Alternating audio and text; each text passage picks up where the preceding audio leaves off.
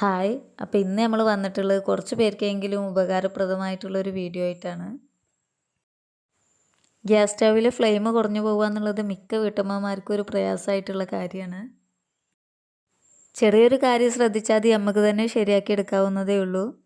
അതിനു വേണ്ടി ഇത് നേരാക്കാൻ കൊടുത്തു വിടേണ്ട ആവശ്യമൊന്നുമില്ല. എൻ്റെ സ്റ്റൗവിന് അത്ര പഴക്കമൊന്നുമില്ല, ഏകദേശം 3 വർഷം ആകുന്നേ ഉള്ളൂ. അപ്പോൾ ഇത് ആദ്യമായിട്ടാണ്.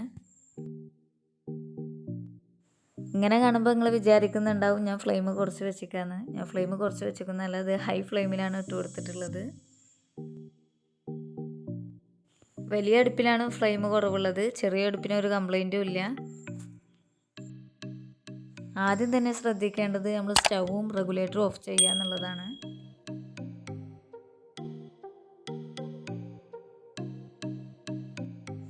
റെഗുലേറ്റർ ഓഫ് ചെയ്തതിന് ശേഷം മാത്രം ഇത് ചെയ്ത് നോക്കിയാൽ മതി.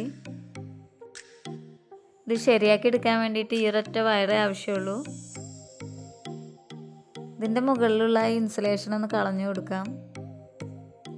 അപ്പോൾ ഇതാ കണ്ടില്ലേ, ഈ വയർ മാത്രം മതി. ഇതെല്ലാതും കൂടെ വേണ്ട, ഇതിൽ ഒരൊറ്റ ഒന്ന് മാത്രം മതി. അപ്പം ഇനി ഇത് വെച്ചിട്ട് എന്താ ചെയ്യാൻ നോക്കാം. ആദ്യം തന്നെ ഇതിൻ്റെ മുകളിലുള്ള ബർണർ മാറ്റി കൊടുക്കാം.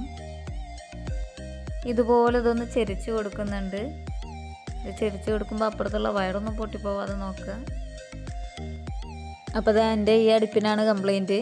അപ്പോൾ നിങ്ങളുടെ ഏത് അടുപ്പിനാണോ കംപ്ലൈൻറ്റ് അതിൻ്റെ അടിയിലായിട്ട് ഒരു വലിയൊരു പൈപ്പ് ഉണ്ടാവും. അതിലേക്ക് ചെറിയൊരു പൈപ്പും കൂടി കണക്ട് ചെയ്ത് കൊടുത്തിട്ടുണ്ടാവും. ഇതിൻ്റെ അകത്തായിട്ടൊരു ഗോൾഡൻ കളറിലൊരു നോബുണ്ട്. അതിനുള്ളിൽ ചെറിയൊരു ഹോളും ഉണ്ട്. ഞാൻ ടോർച്ച് അടിച്ച് കാണിച്ചു തരാം. അപ്പോൾ അതാ കാണുന്നതാണ്, അതിൻ്റെ അകത്ത് ചെറിയൊരു ഹോളുണ്ട്. നമ്മൾ നേരത്തെ എടുത്തു വെച്ചിട്ടുള്ള വയറ് ഈ ഹോളിലേക്ക് കടത്തി കൊടുക്കുക. എന്നിട്ട് 2-3 പ്രാവശ്യം അങ്ങനെ ചെയ്യുന്ന സമയത്ത് അത് വല്ല തടസ്സം ഉണ്ടെങ്കിൽ അത് പോയി കിട്ടും. അപ്പോൾ ചെറിയ തടസ്സങ്ങളൊക്കെ ആണെന്നുണ്ടെങ്കിൽ നമുക്കിത് ഇങ്ങനെ ശരിയാക്കി എടുക്കാം. അപ്പോൾ നമുക്കിനി ഇത് ശരിയായോ എന്നും നോക്കാം. അപ്പോൾ ഓക്കെ ആയിട്ടുണ്ട്. അപ്പോൾ നേരത്തെ ഇതെങ്ങനെ കത്തിയിടുന്നുള്ളത് നമ്മൾ കാണിച്ചിട്ടുണ്ട്. അപ്പോൾ നേരത്തെ ഇപ്പോഴത്തെയും വ്യത്യാസം കണ്ടാൽ അറിയാൻ പറ്റും. നിങ്ങൾക്ക് ഈ വീഡിയോ ഇഷ്ടമായിട്ടുണ്ടെങ്കിൽ തീർച്ചയായിട്ടും ലൈക്ക് ചെയ്യാനും സബ്സ്ക്രൈബ് ചെയ്യാനും മറക്കരുത്.